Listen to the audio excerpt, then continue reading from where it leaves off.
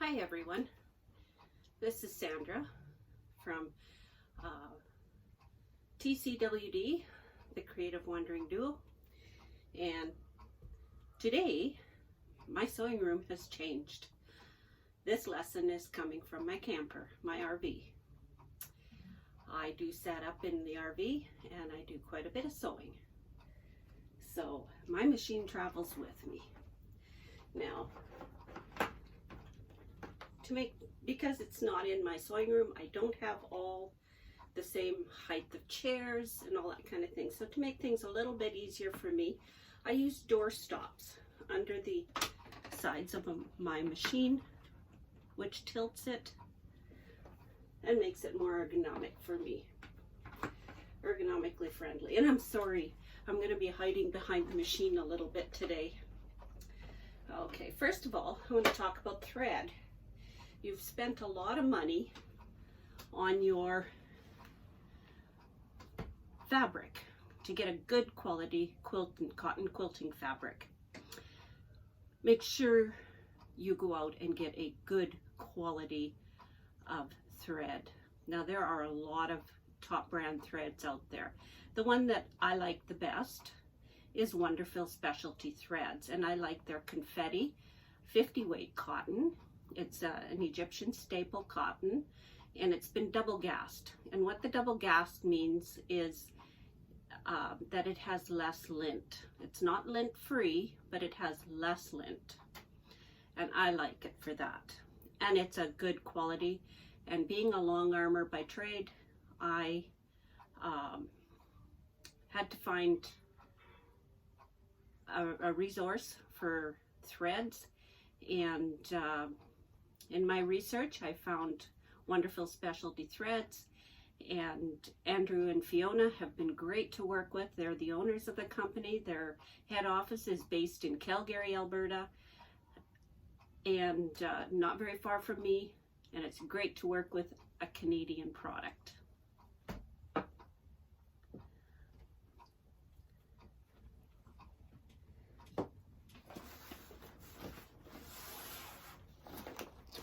Now, my other must-have when I'm traveling is my travel case.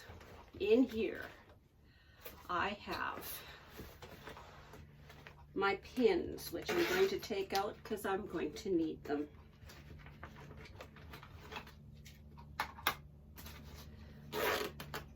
I have iron cleaner. I've got needle threaders, other pins, extra little pieces of fabric. There is machine feet, there's glue, there's pencils, there's pens, there's cleaning brush,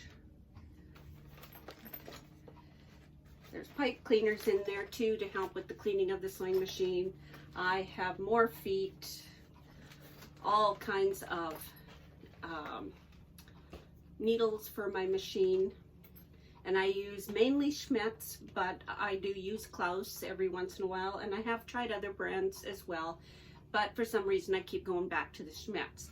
Now, what I'm using in my machine for piecing is an 80, size 80 sharps needle. Universal, I believe, is the new name for it. I also bring masking tape, extra rotary blades, hand needles, and in here I have all kinds of good stuff, and that is where a lot of my thread is, my extra spools of thread, just a sharp edge for paper piecing, more needles, sewing machine needles, that is used to mark your ruler so that you can make repeated cuts. Pencils, anything I think I'll need. I keep a little 6-inch ruler. I'm not sure if you can see that or not. my purple thing, which I use a lot for help. It's my extra fingers. And I'm going to tuck this thread in here.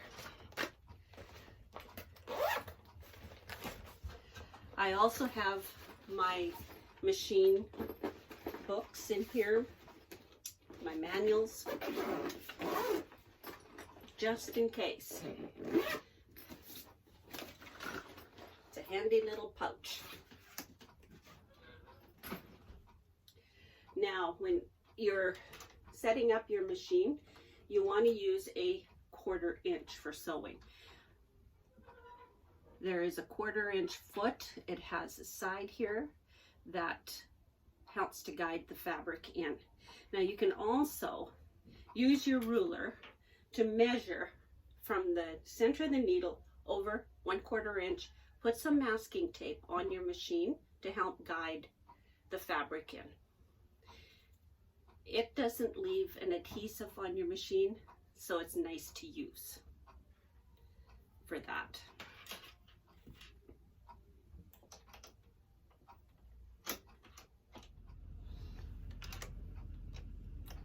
This is the 1/4 inch foot that I was talking about. You can see on this side, it has an edge, and it helps to feed the fabric right alongside of it. Now, to make sure that your seams are a 1/4 inch, you can take your ruler and lean it against there, and you can see that they are a 1/4 inch. Maybe this is the easiest way. That's right on the edge. I've used a thread that matches so well. There you can see that they are a 1/4 inch. Maybe this one's easier to see.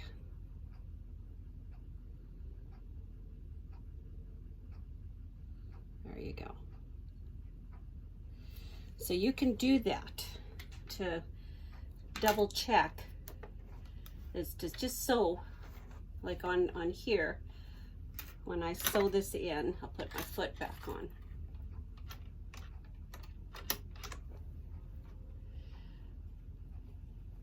I'll sew it this way.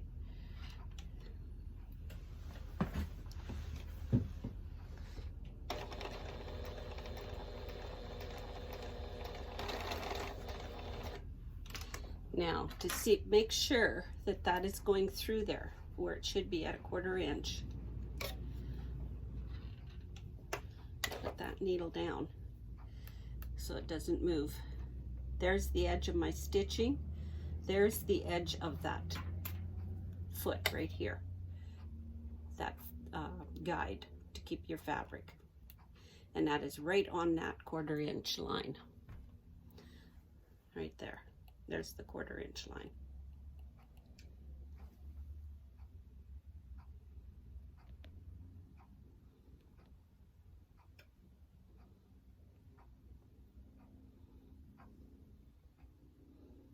Trying to zoom it in, it doesn't want to zoom in. Now the masking tape, what you can do with it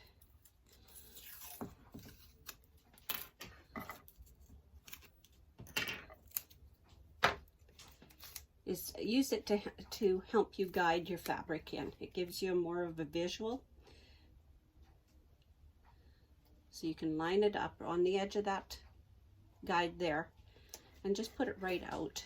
That way when you're going to feed that fabric in,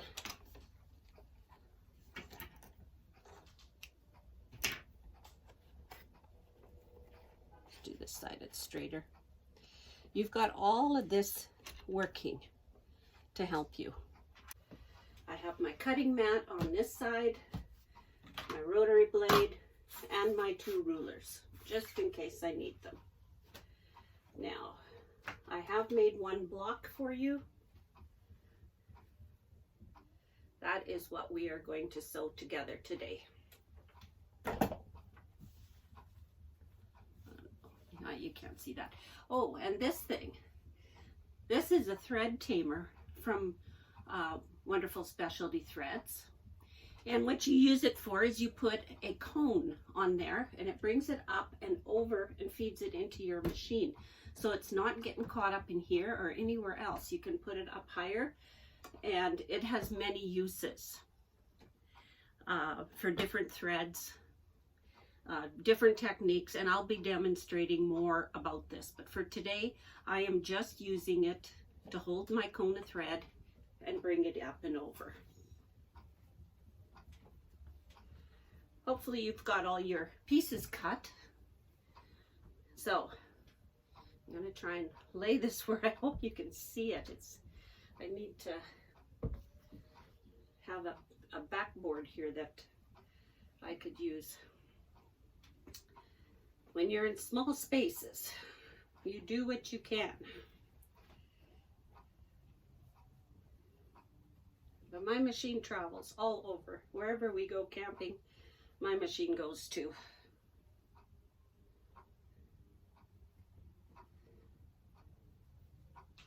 And I did decide to use one color in the center. That's what these orange blocks are. It's still going to be basically scrappy though.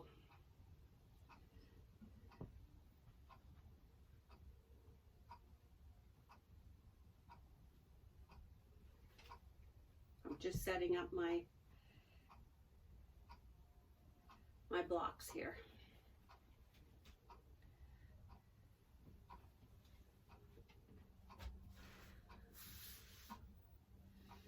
I don't know if you can see them here or not. I've just kind of laid them out. I'm going to move the camera down so you can kind of get a picture. Trying not to chop my head off in this video. And I don't know if you can see how I've laid them out here. If I lift the mat up, maybe. There you go. Yeah. Now,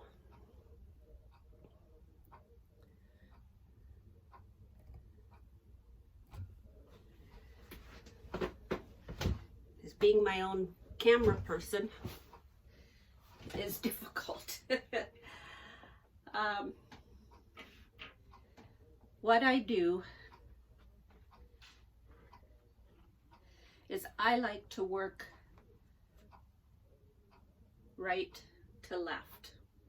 So I take my first piece, I fold it onto the middle, and the next row onto the middle, onto the middle, because I am going to be sewing down this side.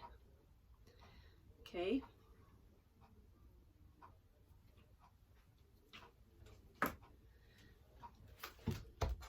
Turn my iron on here so that it's ready when I need it.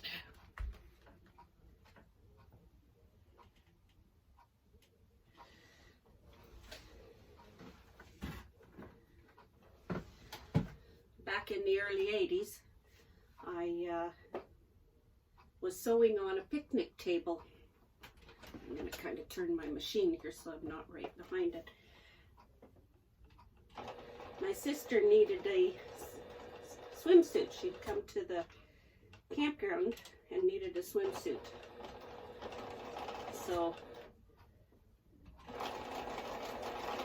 I told her to bring a pattern that would fit and some fabric. I had my sewing machine there, and we proceeded to sit and sew on the picnic table, cut out her swimsuit, and we had a lot of funny looks back then. But she had a swimsuit to wear to the beach. And of course, my daughters, who were quite young, decided they wanted a swimsuit just like Auntie's. So there was enough fabric left over that I made up a couple more swimsuits.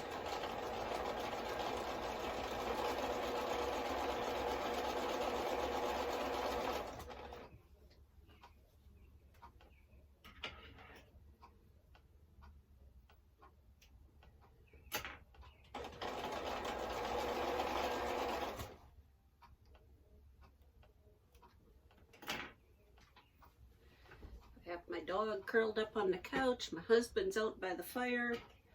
I warned him, don't you come in and interrupt, or he'd have to become my camera person. He decided he'd rather sit by the fire. Okay, I'm sewing on the third block. What I've done is I've just pulled this over onto this piece, and I'm going to sew my 1/4 inch seam again.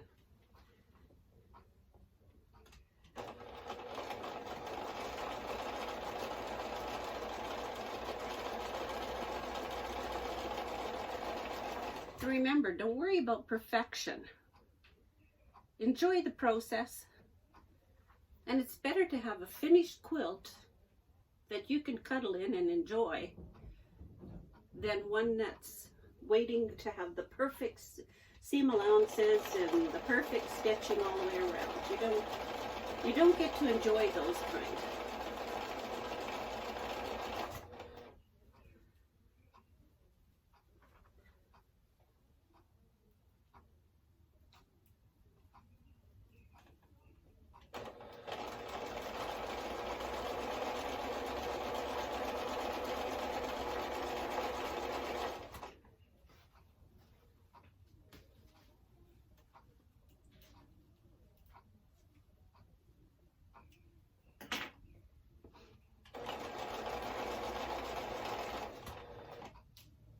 Okay, I've got all my, and I'm chain piecing if you didn't notice. I just keep feeding one in after the other.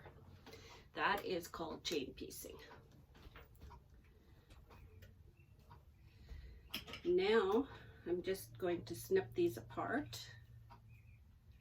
And because we've starched all this fabric, they're ready for pressing. So what I'm going to do is I am going to press these seams out, okay? But first I'm going to set the seam. Hopefully you can see this. And remember, we're going to press, so that's that, press, iron down and iron up. And press the other one here. Iron down. And what that does is it sets the thread into the fabric and it helps to make a smoother seam. So we're going to press these seams to the outside. We're not opening the seam, we're just pressing this all to the outside, okay, to one side.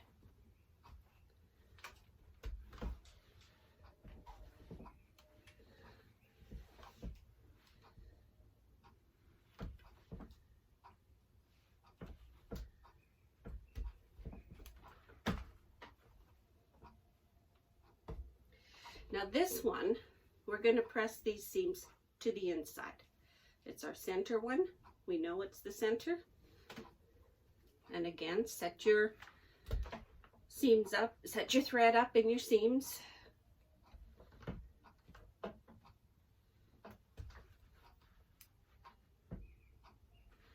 And set those to the inside. And the reason we're doing that is we're going to nest our seams together. And it just makes it so much easier and nicer to nest. And our last row, set the threads up and press them to the outside.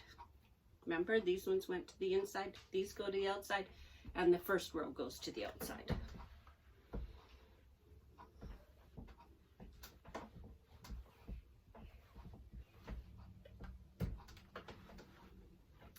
Now, we're going to take the middle row, put it on top of the bottom row. Now I'm going to use pins. Let's see if I can get into my pins. There we go.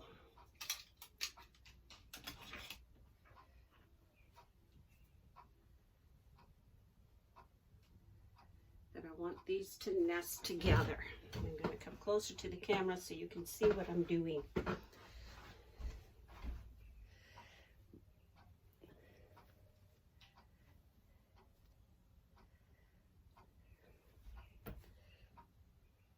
My fingers don't want to work right now, of course.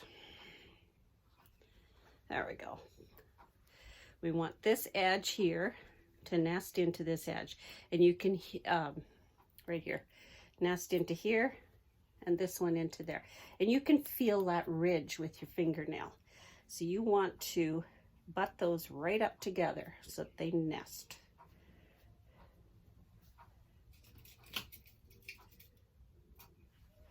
And then take a pin and just set it in right on the seam. I should have used different colored threads. You could see how well they set in. Now when you get going and have done this a few times, you won't need to pin, because you'll be able to feel that in your fingers. Okay, so we've got them pinned together. Now we're going to sew this together.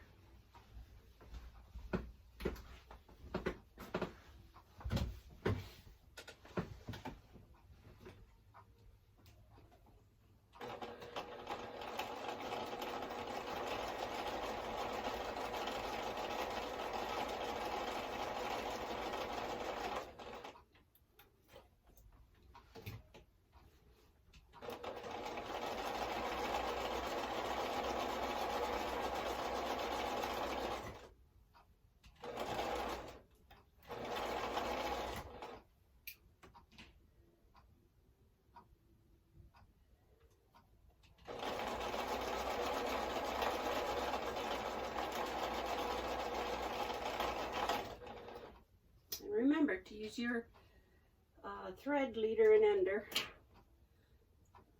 Put that in, keep your threads. Set them up. There's our first row. So we're going to take the next one, fold it down on top, and do the same thing. This one I'm not going to pin. I'm just going to nest it together and sew it.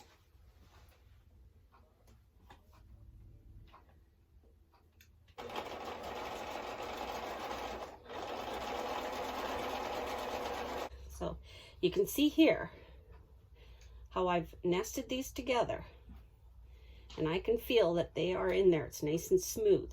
So I'm going to hang on to that. Make sure this is all lined up.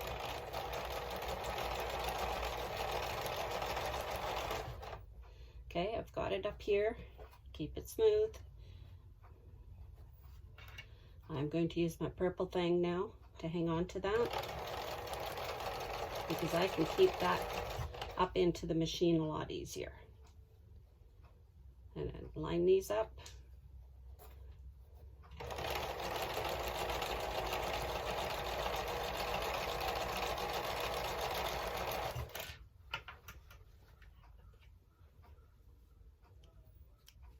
And chain sew right onto this little piece of fabric. You can see there's a few stitches in between, and I just snip it off there.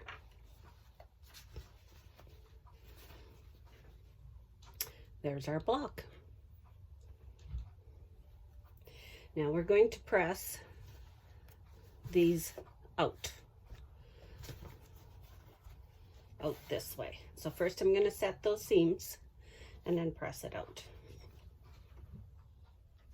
There's the block we just sewed. Set the threads into the seam.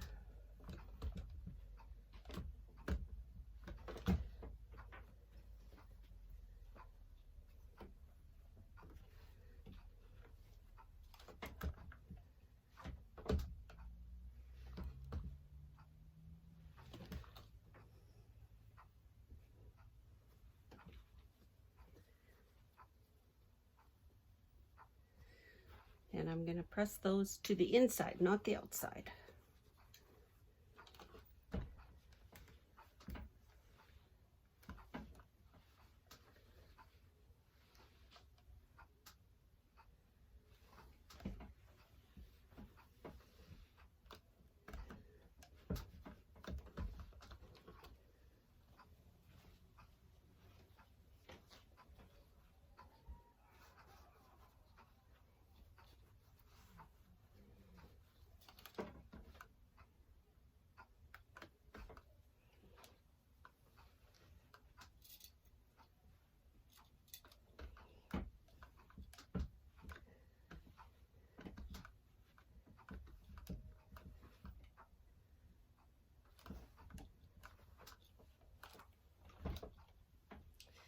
And there is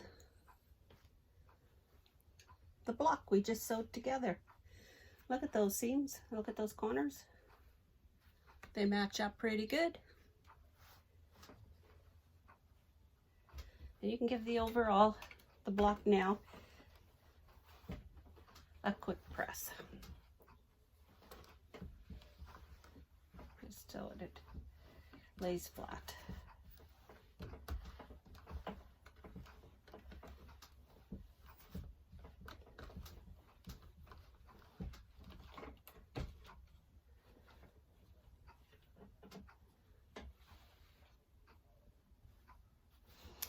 There. That is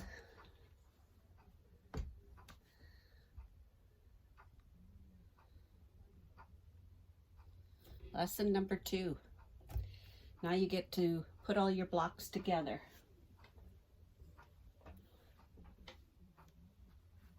Enjoy it. Have fun. Don't stress if your corners don't match up 100%. That will come with time. Enjoy the process.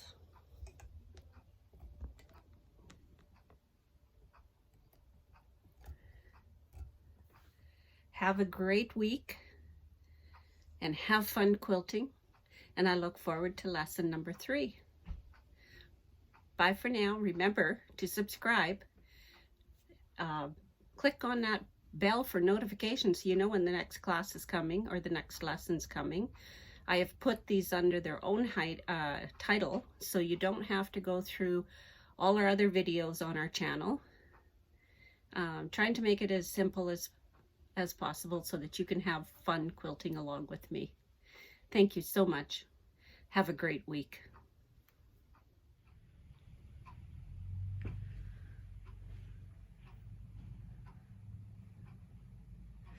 This was my row by row panel when I had the quilt store several years ago, and this now hangs in my camper. I had so much fun creating this row.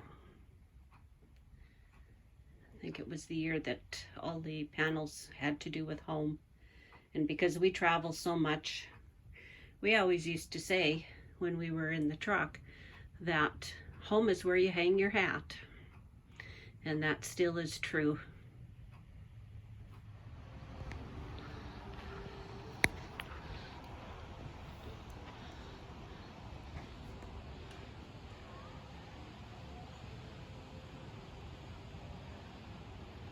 Now I'm going to go join him.